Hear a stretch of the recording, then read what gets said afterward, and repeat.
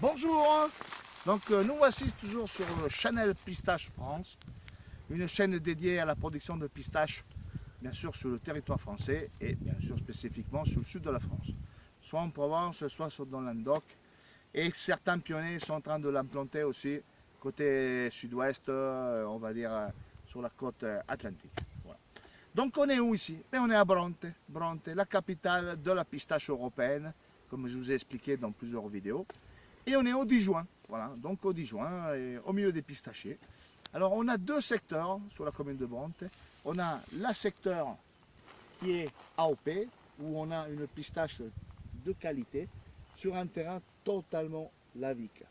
C'est la lave qui est tombée de l'étang, qu'on voit juste derrière. Et après vous avez cette zone qui est la zone opposée, ça veut dire sur le flanc, sur l'autre flanc. Donc c'est de la terre, on va dire argilo-calcaire, qui bien sûr est arrosée grâce à une petite rivière en bas. On est au milieu de 35 hectares de pistachers, et c'est une variété de pistache tardive. Voilà.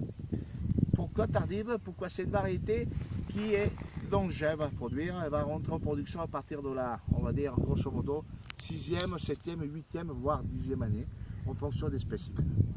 Mais par contre, c'est la meilleure pistache au monde. C'est une pistache qui est légèrement rougeâtre, avec un intérieur très très vert. C'est la meilleure. Et elle est fermée, elle est de forme fermée, elle ne se n'ouvre pas au printemps. Donc ce n'est pas, à l'automne, ce n'est pas une pistache à snack, c'est une pistache gustative et pour la gastronomie.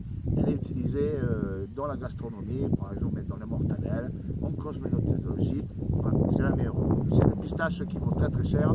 Elle tourne autour de grosso modo 40 à 60 euros le kilo, voire plus mondial. Et donc ça fait quand même des sous, ça fait des pistaches à 50 000 euros la tonne, donc c'est beaucoup de chose. Donc on peut regarder un peu le port de l'arbre. C'est un arbre donc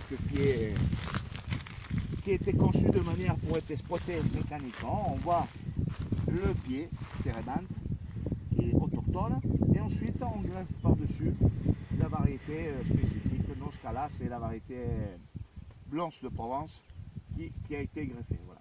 Et on voit bien que pour le moment, il n'y a pas encore les bourgeons floraux de la pistache, même si on n'est pas encore en fin d'été, où c'est l'endroit, la période la plus facile pour pouvoir voir les bourgeons. Voilà.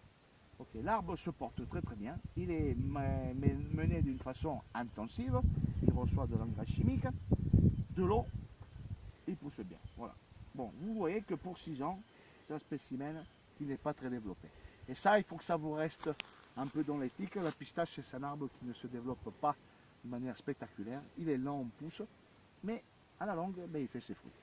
Il fait ses fruits, et des superbes fruits d'une très haute qualité. Les gens qui sont autour de moi peuvent vous confirmer et vous le démontrer. On vient de manger une glace à la pistache dans un agritourisme pas très loin d'ici. C'était divin, vraiment divin. Voilà. Rien à voir avec la pistache que vous mangez dans 3/4 des glaceries sur la Côte d'Azur, etc. Rien à voir. Voilà.